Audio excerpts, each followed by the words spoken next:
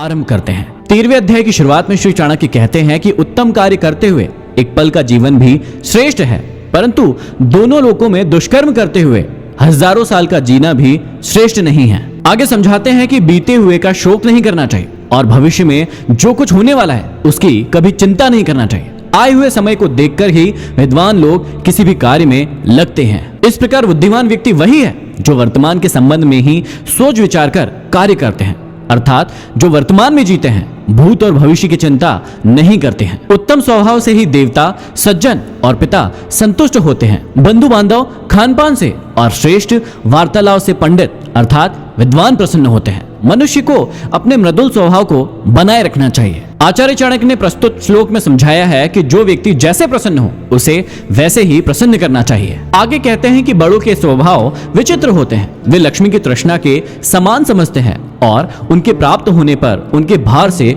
और भी अधिक नम्र हो जाते हैं। भाव यह है कि जो महान है वे धन के महत्व को कुछ नहीं समझते, उनका स्नेह स्वभाव धन से भी अधिक ऊंचा होता है। आगे बहुत ही अच्छी बात समझाई है जिसे हर इंसान को समझना चाहिए।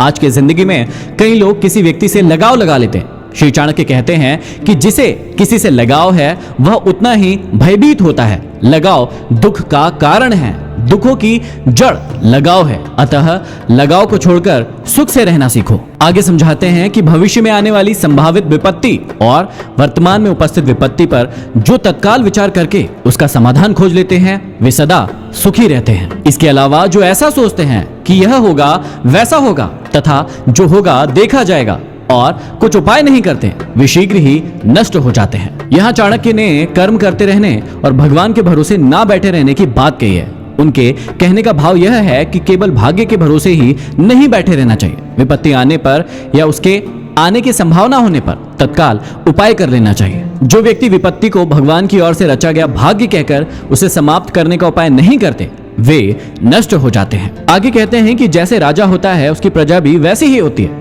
धर्मात्मा राजा के राज्य की प्रजा धर्मात्मी, पापी के राज्य की पापी और मध्यम वर्गीय राजा के राज्य की प्रजा मध्यम अर्थात राजा का अनुसरण करने वाली होती है। आगे समझाते हैं कि धर्म से विमुख व्यक्ति जीवित भी मृतक के समान होता है, परंतु धर्म के आचरण करने वाले व्यक्ति चिरंजीवी होते हैं। धर्म, अर्थ, काम और मोक्ष इन चारों का संबंध इस लोक और परलोक दोनों से है। मनुष्य को अपना जीवन सार्थक करने के लिए इनमें से किसी एक को अवश्य ही पाना चाहिए। आगे बहुत ही अच्छी बात समझाते हैं कि नीच मनुष्य दूसरों की यशस्वी अग्नि की तेजी से जलते रहते हैं और उस स्थान पर ना पहुंचने के कारण उनकी निंदा करते रहते हैं। दूसरों की निंदा सदैव दुष्ट व्यक्ति ही किया करते हैं। वे दूसरों के यश को देखकर सदैव ईर्ष्या में जलते रहते हैं। आगे समझाते हैं कि मन को विषयहीन अर्थात मोह माया से युक्त करके ही मोक्ष की प्राप्ति हो सकती है, क्योंकि मन में विषय वासनाओं के आगमन के कारण ही मनुष्य मोह माया के जाल में आसक्त होकर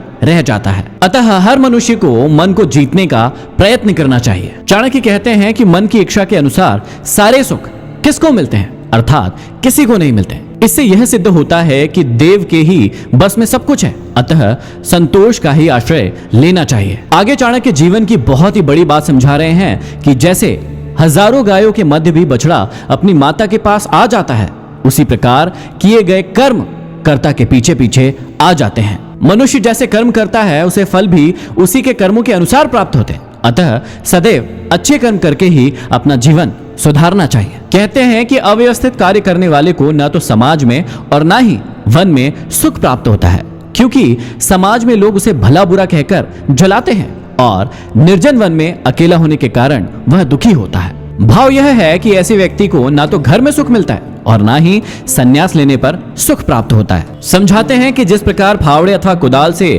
खोदकर व्यक्ति धरती के नीचे से जल प्राप्त कर लेता है, उसी प्रकार एक शिष्य गुरु की मन से सेवा करके ही विद्या प्राप्त कर लेता है। फल कर्म के अधीन है, बुद्धि कर्म के अनुसार होती है।